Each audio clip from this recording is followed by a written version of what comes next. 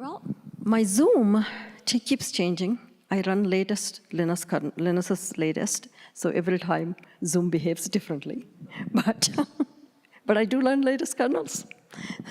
So I'm on RC3 right now. So okay, so let's get.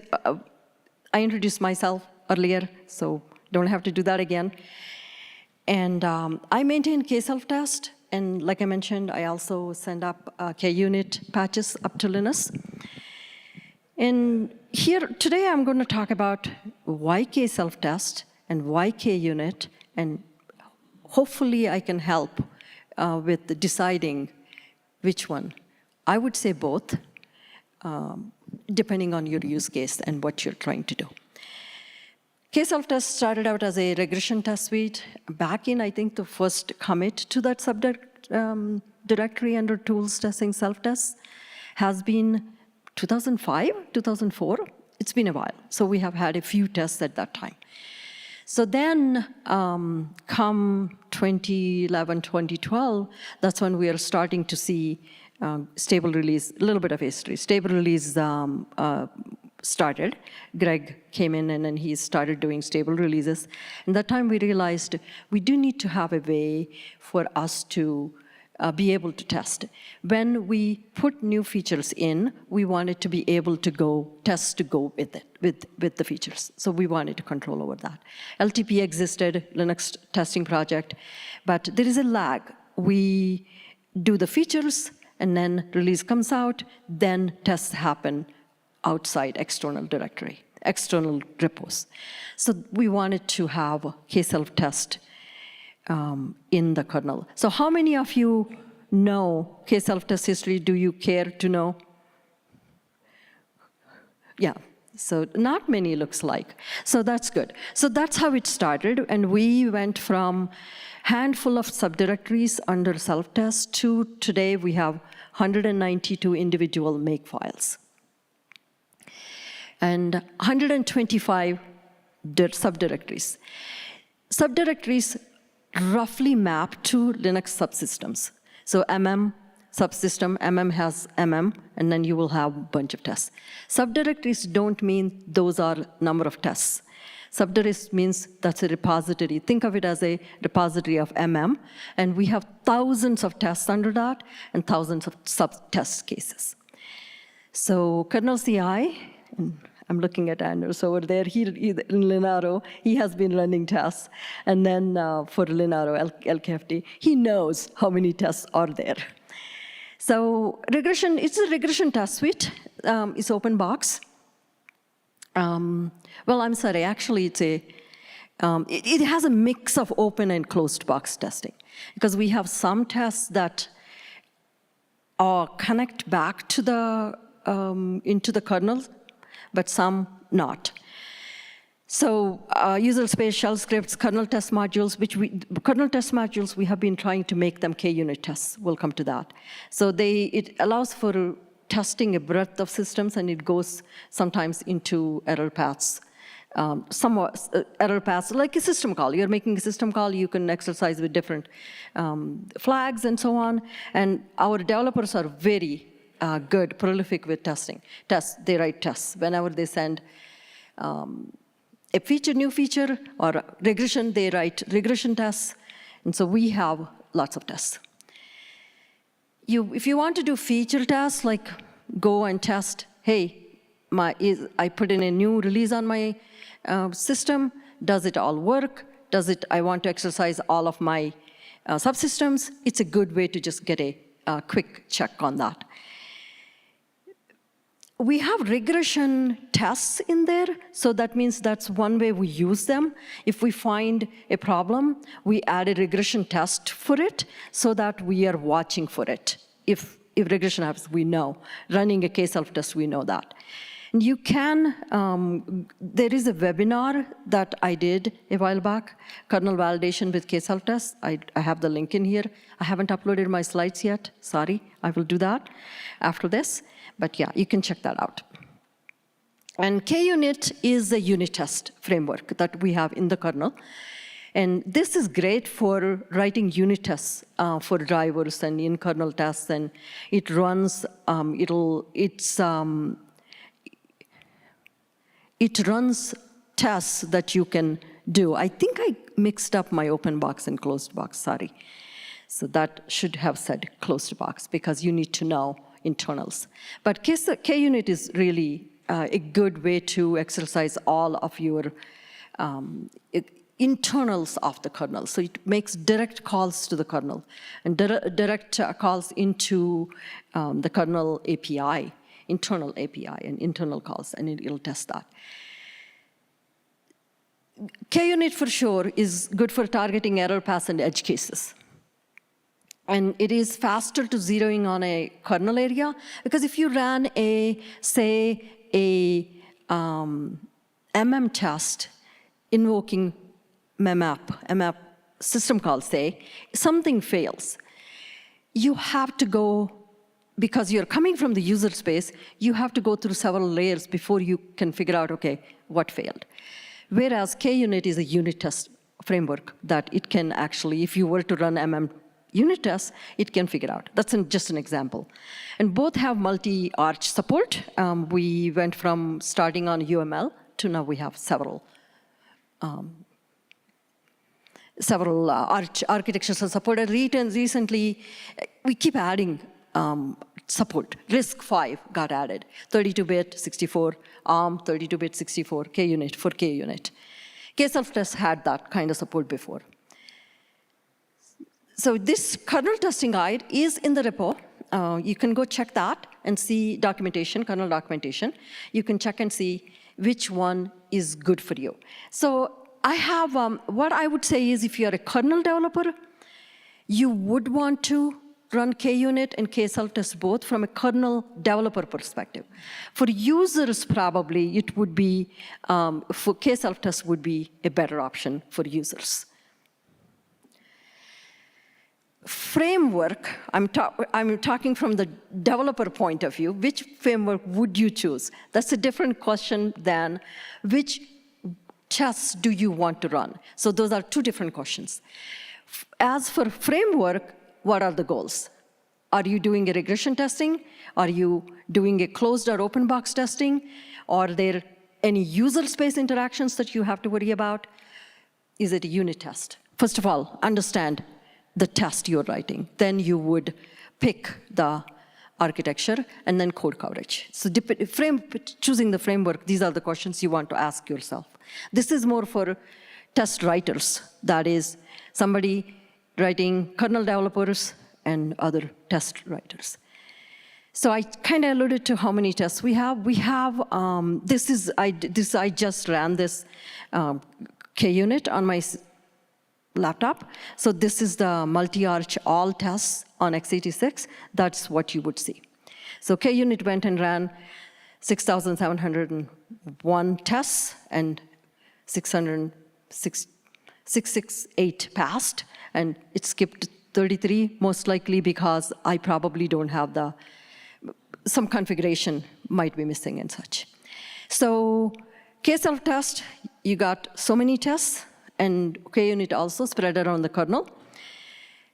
So the question is, how do I know which tests to run on my system or for my use case? Depending on whether you are a kernel developer or a user, the answer can be different. Users, K-self-test would be a good one to run to get a feel for it, and then KUnit I would say both for kernel developers, obviously. You could also, another thing you can do is gcow. Use gcow and build the kernel, and then run self-tests or KUnit. Then you will get coverage. What we don't have currently is which tests do I choose to run? If a user wants to know, hey, I have this workload, I have this system, I probably want to run only MM tests. Well, they could go down to K-self-test and run MM tests. But what if they are only interested in certain MM tests? We do have categorization under that. If you go to MM and you look at it, you can tell from the categorization of the tests, you can tell. But what would be good is if there is a tool you could just use and say, I'm interested in a cross-section of tests, SCAD, and such, and want to see which tests to run. If user can be told, some tips on which tests to run, then they can go run them, because we have selection. K-self-tests, you can specify which ones to run. You can specify or you can pick and choose. So that would be something to come up and think about what to do with that. And also, some of these tests, we can configure them. There is a config directory under each of the tests subsystems. So you can specify dependencies, test dependencies for the under kernel configurations. For example, you might have one of the tests that depends on a particular configuration. You can specify that. And then you can merge configuration and you can run them. And then same with KUnit as well. I wanted to go light on slides for sure, and wanted to allow more time for questions. So. So I have a couple of comments. One, it sounds like it would be nice to have test plans, right? Test plan is, I think, the nomenclature for, tell me which tests to run. And so I don't know how, you don't want to, if you do it ad hoc, you'll end up with like shell scripts as test plans, which is terrible, right? So there needs to be some declarative thing upstream for that. And I can't remember what the other thought I had was. I'll get back to it. Okay, so. Okay. Any other discussion points? Does K-self, so I mean, my experience with K-self-test is just to run one time, and I've seen something was running, but haven't looked closely into it. My question is about device driver testing. We have a bunch of internal test implementations where we test, I don't know, USB networking, CAN, anything, right? Is there device driver testing functionality already in K-self-test, and do these type of tests belong there? Yes, we have several driver tests under K-self-test. So anything you can test from the user space, a driver, any user to driver space interaction, you can write tests for that. It could be shell scripts, it could be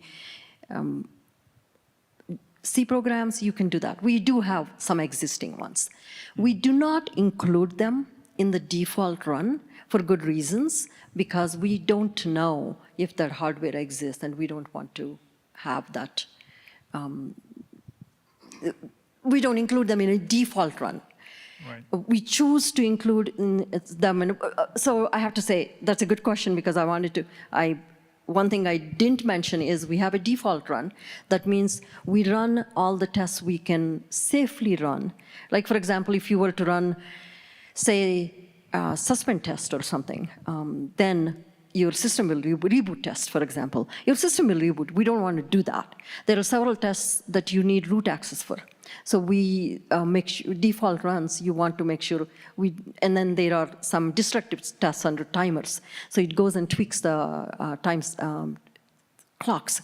So you don't want to do that. So what we do is default runs, we include them. Some drivers, when they write driver maintainers and driver contributors, kernel developers, when they write them, what they do is they say, we don't want them run default.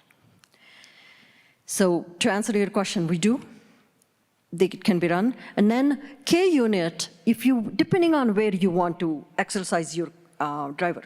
If you are exercising the driver from the user space and say, hey, how does my driver behave when this user program runs and interacts with it? That would be K-self-test, and KUnit will do your unit testing for the driver. So you would need both. If you are choosing, say, hey, how can I effectively test my driver? You have to make that differentiation and unit test versus user space, coming in from the user space. Yeah. That's open and closed box. Okay. Yeah, I mean, so these are internal tests, and we're looking for a new home, upstream home for them. So maybe we can work together to try at least something and see how it works out. That's great. And if you have any questions, come talk to me. I will help you in deciding where they fit in. So I'll give away a little bit of my talk later on. We measured the kernel with LLVM on kernel version 6.6.69. KUnit was about 13.6% line coverage, and 25%, I'm sorry, K-self-test hit about 25%. That was with def config, so nothing special. That was just for line coverage, and then branch was about 10% for KUnit, about 18% for K-self-test. What was the third one you said? KUnit for line coverage was 13.6%, and then branch coverage was about 10%. 10%. MCDC was like 3%, so we got a long way to go there. And then K-self-test was 25% for line coverage, about 18% for branch coverage, and 7% MCDC, which is surprising. So pretty good coverage. Good coverage, yeah, from your perspective, yeah. So coverage is another one of those things. Coverage is interesting. So do we do incremental versus do you do absolute coverage? One thing to add there, though, you said 6.6 kernel?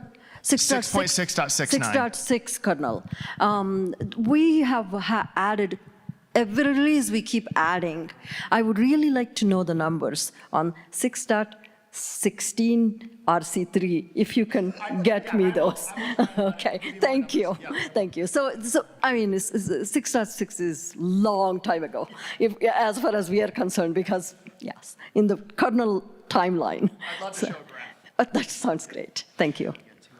Okay, so I remembered what the question I forgot. So having to do with test plans, right? So you have config dependencies.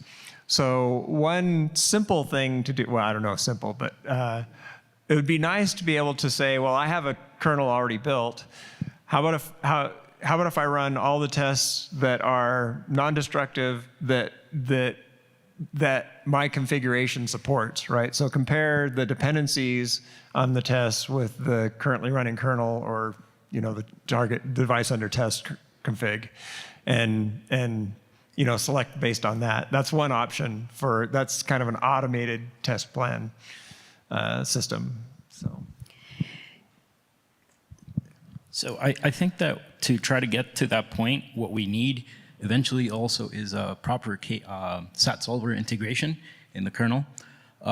We've been collaborating with, some university researchers who have been working on this for a long time. So there are patches posted. There's only one small gap that's missing, which is basically that I think variables need to be changed from how we define them in make files, and instead of making dynamic, Linus had asked to make this more automatic through kconfig. Once that's done, then we should be able to merge kconfig support. We already have initial patches posted. So if you guys are curious in supporting that, I would encourage you to go review the patches. The prospects there are that then we can also use kconfig also for describing what our requirements are as well too. Once you have that, then you have a full deterministic mapping between code, test requirements, and so forth. So I'll add some, thank you. So what I was saying is there is a way to, so it's not totally that you can't tell. So say you have a system, I mean I have RC3 running here, right? So if I run K-self-test, what it'll do is it will run all the tests it can run, default tests it can run on the kernel that it has. So we make sure when we write tests, we make sure that if the configuration is missing, the test skips gracefully. So it'll just tell you, hey, I couldn't test this configuration because the kernel does not have support for it. And same thing goes with some of the system calls as well. If a feature is missing, that what it would say is that, hey, I can't test that feature, and it'll skip. So it'll automatically do what you are wanting to do. What I was alluding to when I said which test to run is, so most of us, we run kernel developers, so we know what we are doing in some cases. And K-self-test works for both cases, because a kernel developer wants to run only test, they can run it. We have all of those use cases. That's why it's complex. I think somebody, when you were talking, Gustavo, when somebody asked, how do we do web? Some people want email notifications. Some people want web dash. And some people want to be able to say, oh, I only want to know when this repo works. So K-self-test has a similar issue, because we have some developers that say, I don't care, I'm not running everything. I am just going to run my subsystem. I want to be able to go into my directory, run make there, and see the tests, make run tests, really. So there is some level of figuring out which test to run. And if you don't want to figure out anything, you can just run K-self-test on your, or K-unit, for example, on your system, and it'll run. And then it'll pick all the tests it can run. But the question is, what if you wanted to run some specific tests? And you have to go and configurations, options, you have to enable those. You have to make sure. You have to run first and see, oh, what is being skipped? So you have to go add them. So that is what I'm thinking maybe we could automate and say, if you are wanting to run this subsystem, completely tests, and you want to see all the tests run on that, what configurations in one single shot, if you could. I think we could do those currently with using configuration and shell scripts and such, but greps and such. But that's something we could potentially look into, doing a better job of helping users determine which test to run.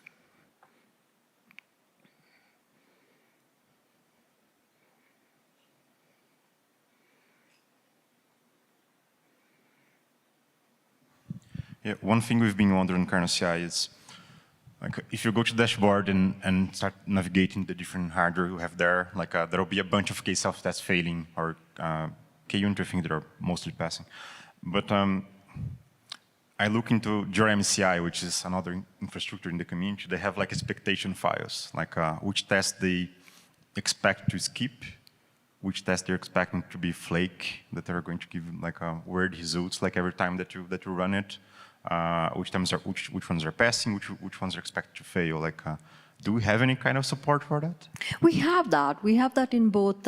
We have two different kind of harnesses in under kernel self-test. So you're saying expected fail and expected pass. Yeah. We have that built. Okay, both nice. K-self-test has that, and we also have a K-self-test harness that that is more for test writers, developers that are writing tests, which harness to use. Some of it is just take the test cases and runs them instead of doing the test case runs in a shell script or something. But yes, we do. We have a, if you look at the kselftest.h under the directory, you will see the entire framework. And you can print, there is a, this is from the developer perspective. So yes, you can specify, you can decide is expected to fail or expected to pass, expected to fail but passed, and all of those different combinations. We have that support. And then we make sure that tests don't fail unnecessarily. Like, for example, this is one of the things we keep fixing and looking at. When a test fails because a configuration is missing or a expect dependency is missing, we don't want to fail those, because that's like false failures and unnecessarily alarms people. So we want to make sure that, hey, we are skipping this. So we have all of that support in the harness, K-self-test, and K-unit as well. We have that.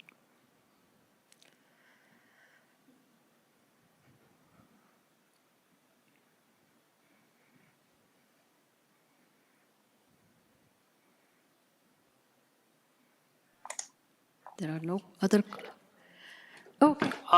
Was just going to quickly add for K-unit in terms of running all of the tests for a config that, tests are kconfig entries. So you can usually just set config kunit all tests, and that will enable all kunit config tests for whatever the current config is.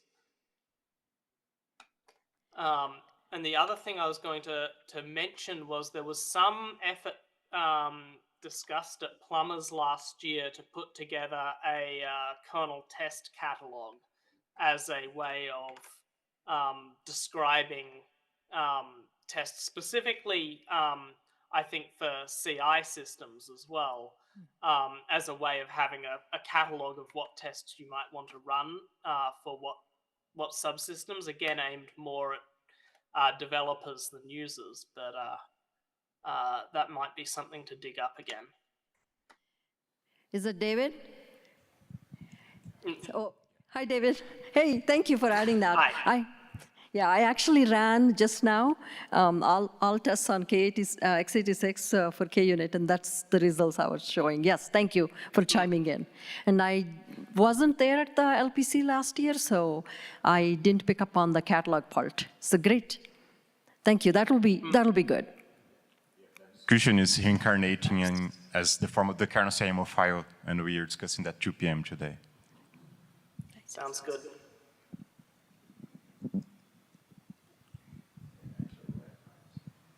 Fantastic. Fantastic.